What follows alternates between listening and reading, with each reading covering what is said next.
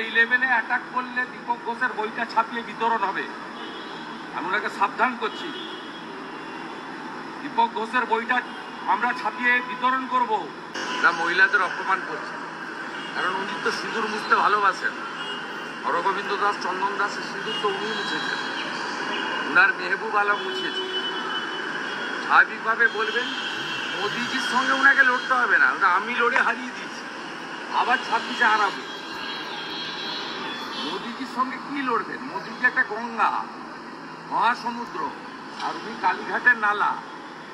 উনি কার সঙ্গে কার তুলনা করবেন? আমি হারিয়ে দিয়েছি, আমার সঙ্গে লড়ুন, তারপরে মোদিজি। নিজের উত্তরটা দীপক ঘোষের বইতে পাবেন।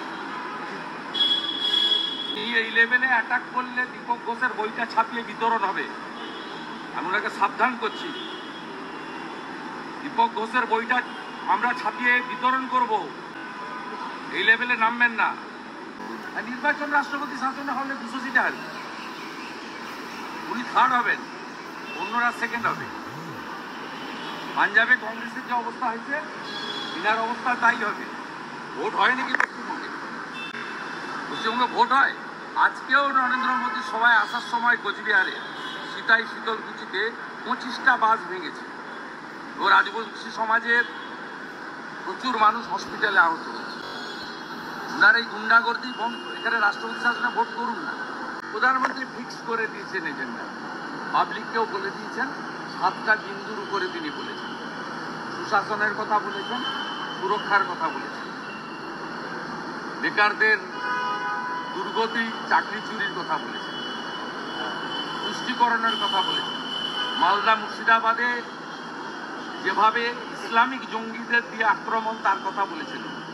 সন্দেশখালীর মতোই তারা তৈরি করেছিল। হাইকোর্টে সিট বলে দিয়েছে কার তৈরি করা। মেহবুব আলম কার প্রোডাক্ট সবাই জানে। এটা হিন্দু বিরোধী, এবং আজকে যে ভাষা, এতেও মনে হয়েছে ইনি একটা মহিলা বিরোধী। ইনি অভয়ার বাবা মাকে কিনতে গেছিলেন 10 লক্ষ টাকা দিয়ে।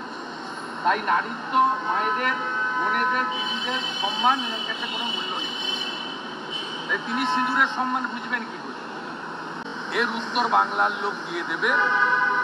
আমি আপনাকে বলছি, আগামী বছর এই সময় এই মহিলা মুখ্যমন্ত্রী থাকবেন না। আমি 21-এ হারিয়েছি, তো 26-এ ওনাকে বাংলার লোক প্রাক্তন করবে। ওনার সঙ্গে মোদিজির সঙ্গে লড়তে হবে না, আমার সঙ্গে লড়ুন। একবার গেছিলেন গঙ্গা পেরিয়ে ওদিকে, হারিয়ে ঘর পাঠিয়ে দিয়েছি। এবারে আমি ওদিক থেকে এসে আপনাকে এখানে বিজেপি যাকে দাঁড় করবে তাকে জেতাবো, ভবানীপুরে বাড়াবো।